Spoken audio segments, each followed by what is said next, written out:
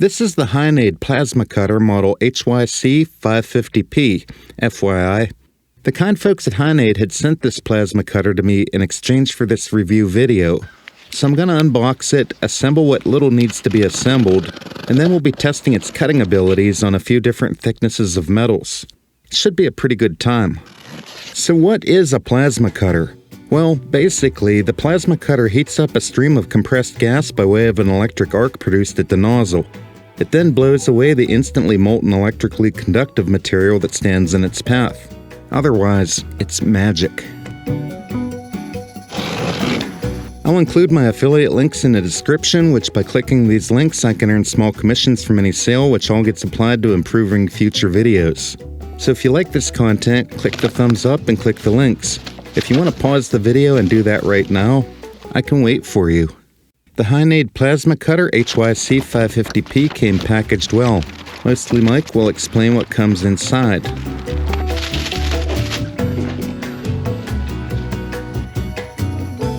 So this is the machine itself, and it is the Hynade HYC 550P plasma cutter. So it comes in like a nice light blue color, and with it you have your owner's manual written in, I believe it's just in English. Yes, it's just in English. You have your little hose. The small piece of hose as well as the hose clamps that came in the packet are actually not needed if your air hose has quick connects. We have a little pack with some consumables in it, which you have a couple clamps for the hose, and then these are your nozzles, and then you have your little electrodes, and it looks like we got a 110 volt to 240 volt adapter. And in this bag here we have our grounding grounding clamp and cable, and it plugs into the front of the machine. I'll show you that in a little bit here. We have, this is actually your main hose with your gun. There's like a little safety clamp on the gun, a nice little pivoting head on it, and that's your trigger. These, I always call them training wheels. They seem to work good for holding the electrode off of your work, and because you don't want to touch this to the work. It's actually, it might clog that hole or cause you problems, but I don't know. I have mixed feelings about them. Sometimes I think they work good, but other times I'll show you all that in a little bit. That's pretty much it for what comes with it.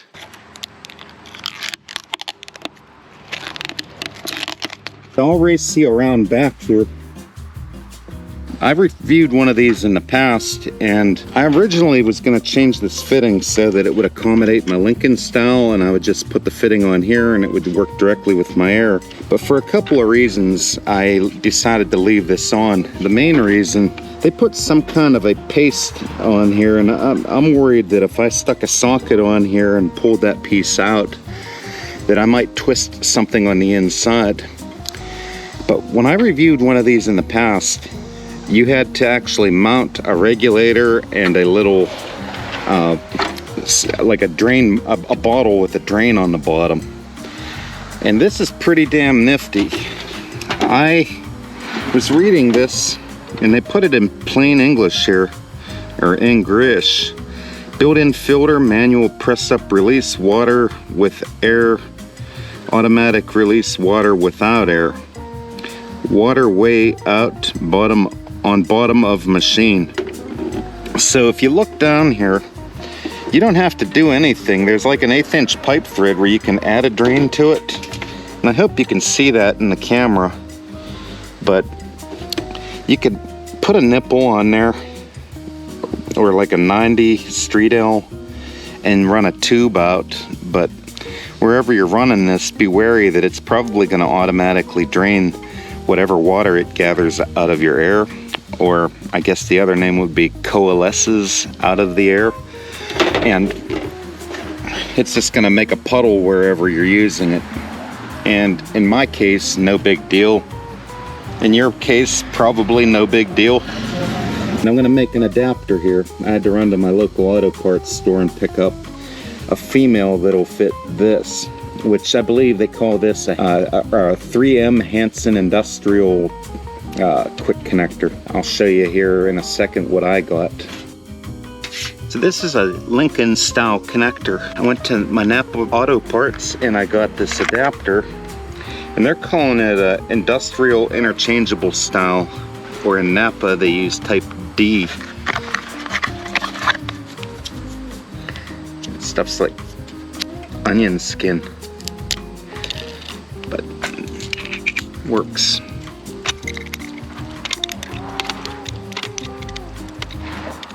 And that should be fine to get us where we need to be with my air. So I'm not gonna need this. I'm gonna stick it where you'll probably stick yours if you're like me and you like to hoard this kind of stuff, because you never know when you might need it. So your plasma torch has 3 leads. You have the torch lead itself, which takes the air through it, and it's gonna go on this bottom fitting here, just snug.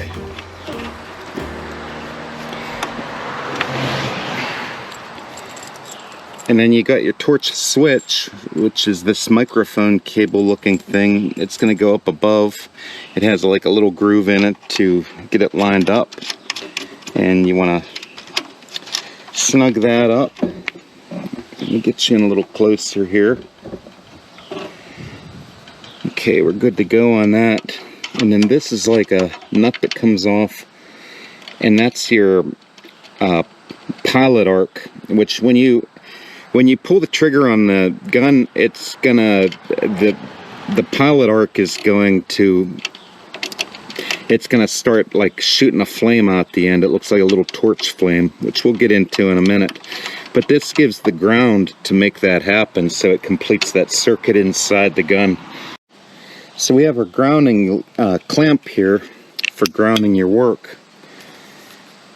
And the end of it just goes into this bottom corner, and about 1/4 of a turn and it's snugged in and we're all hooked up. So the weight of the Hynade Plasma Cutter, completely assembled and ready to go, is approximately 16 pounds, and I'll give you the weight in kilograms down below. When you own a plasma cutter, there's a little maintenance involved, such as changing out the consumables. Mostly Mike will explain the process. The cone comes off like that, just hand tight. Usually these are kind of hand tight.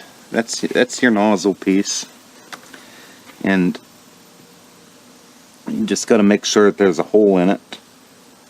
You can kind of see the light through it.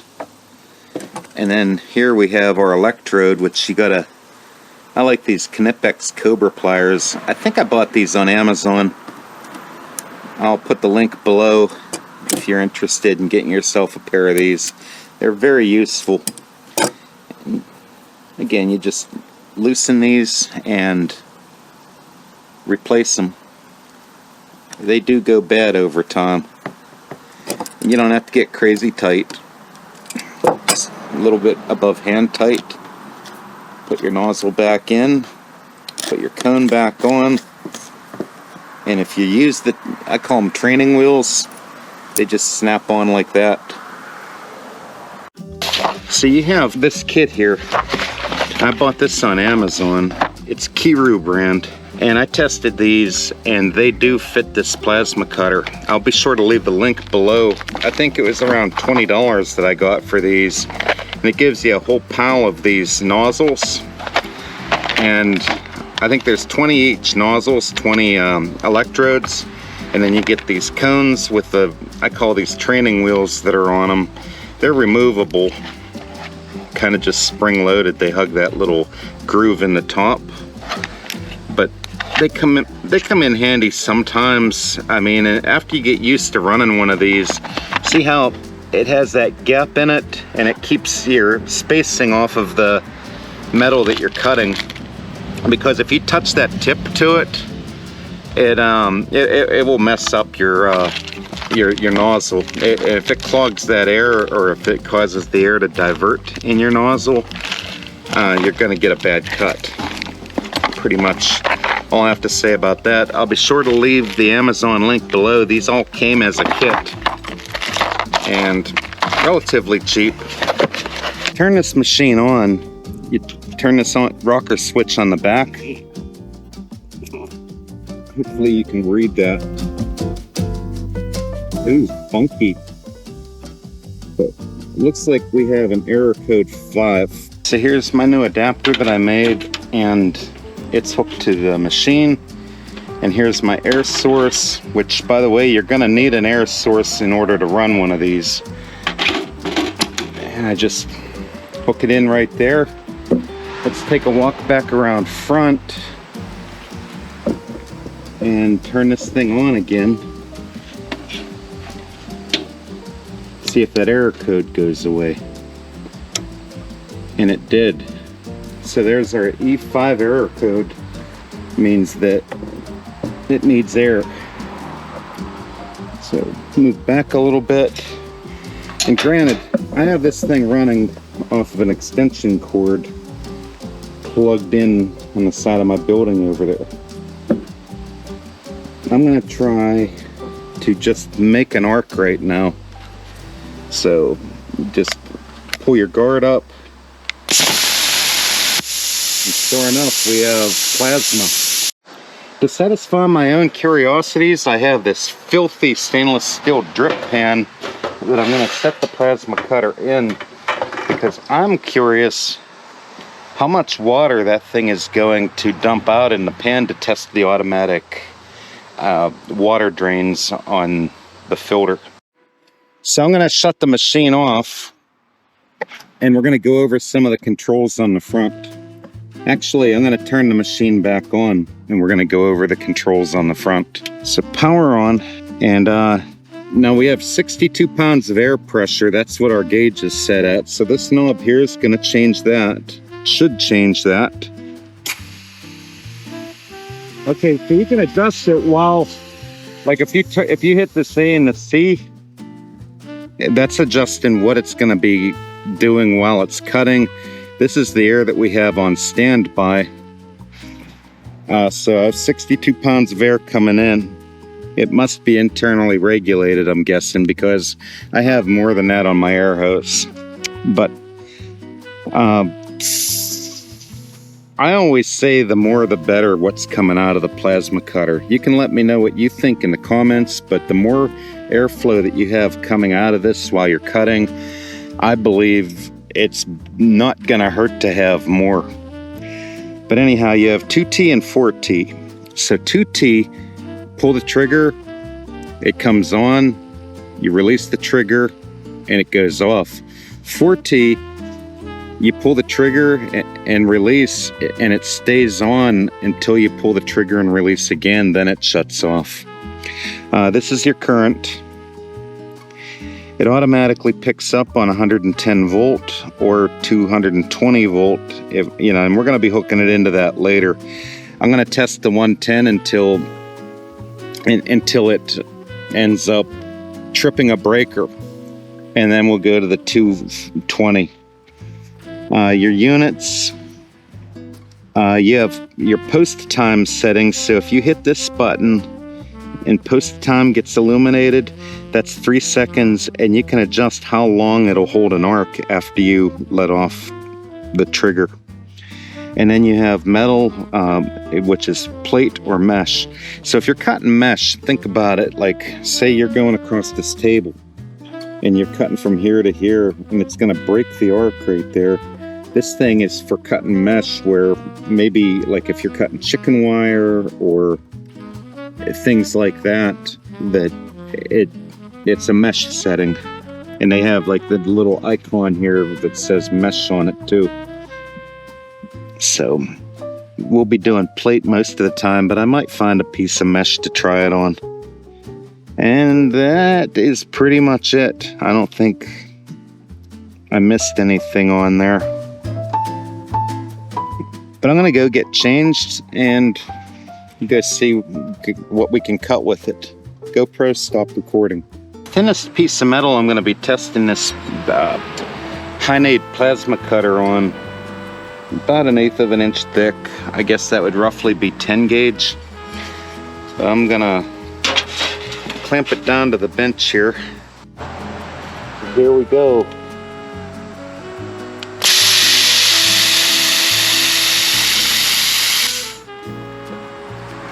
Okay, so I tripped a breaker, but if you look at the cut, it's actually a pretty nice cut. Someplace there I got hung up, the cord hung up, and I jerked a little bit, so you gotta watch for that while you're doing it. But I think it's the extension cord making us trip the breaker.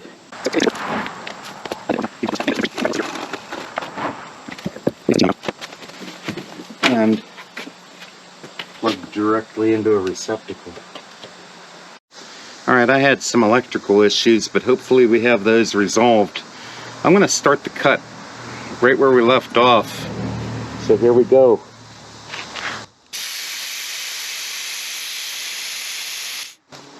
See, we're tripping breakers at 32. That sucks. Okay, I have it turned down to 27. Let's see if it trips the breaker now.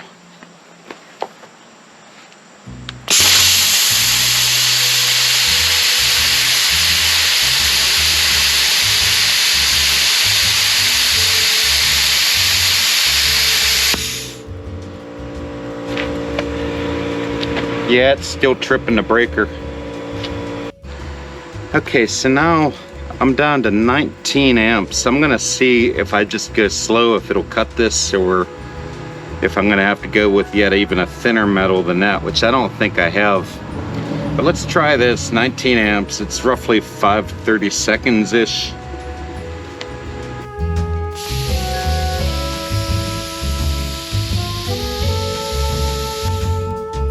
And it tripped the breaker. Not quite as quick, but it still tripped the breaker.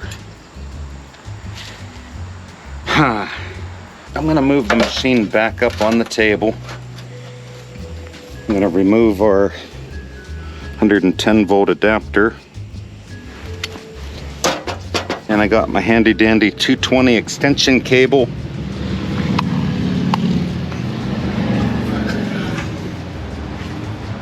Now let's see what we can do.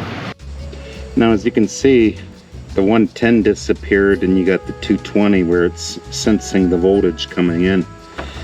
Now I'm going to turn this up to 35 amps and we're going to try cutting that stainless, see what happens. So here's 35 amps, roughly 5/32, and I'm just going to cut this straight off beyond where I started these last two cuts. Here we go.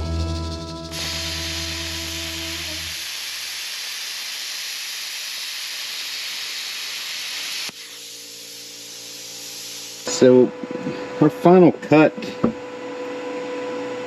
I think, could have been better, and I don't know if it's because our air pressure is down, maybe our air flow is down, but I'm going to try turning the air up just a little bit and see if we get something better out of that.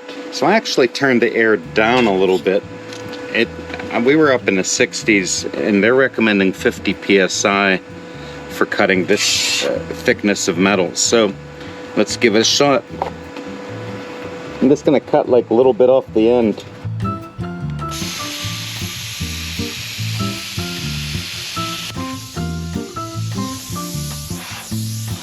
That had actually felt a lot better. But you can still see there's a little bit of a jagged end on there. But it looks a lot better with the lower pressure. So maybe there is something to that. I take back what I said earlier about the high pressure being better. I think that actually gave us a way cleaner cut. Okay, so now we have our 1/8 inch plate back, and I'm still at 35 amps and 50 pounds of air pressure. Here we go.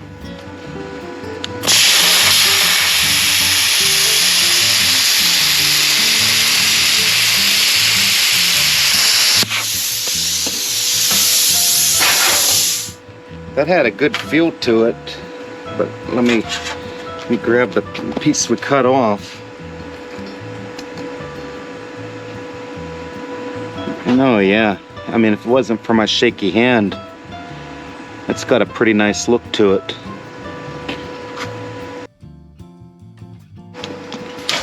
So this piece of steel, it's carbon steel, and we are at quarter inch thickness here.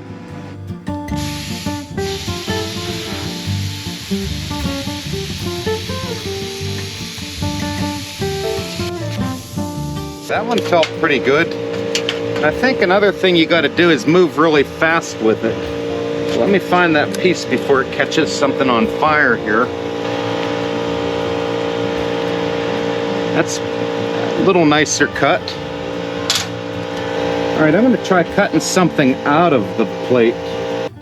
So I'm going to take these training wheel things off of the torch. I'm not always very insane about using them. And for some reason, there's this really on. I can't do it with these big gloves. It's kind of like milking a duck. If you ever done that, you know exactly what I'm talking about.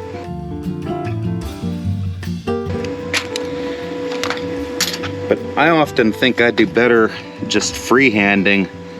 But if you're not used to welding and holding distances from metals, that may be a challenge for you. This is going to be interesting to see how it gouges the metal to just go straight in.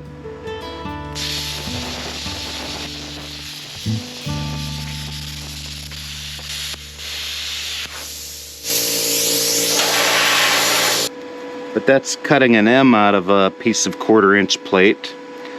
Let's try to do something else with it.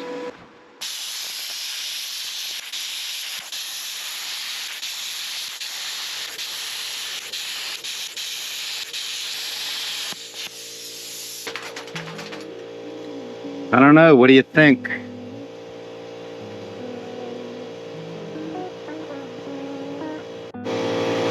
So here's our next test piece. It's a piece of 3/4 inch plate, as you can see. All right, 3/4 inch plate, here we go.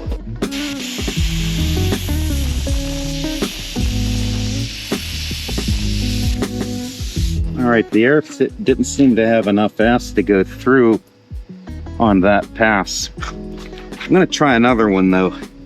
It seemed like toward the end it was melting and kind of sending it back up.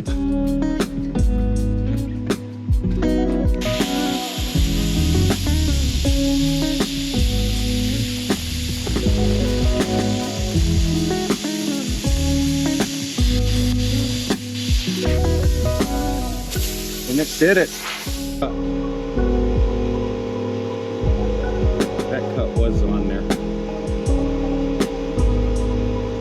Really doesn't look too bad. My final thoughts on the Hynade HYC 550p plasma cutter is that it does a really great job of cutting the materials that we used in this test.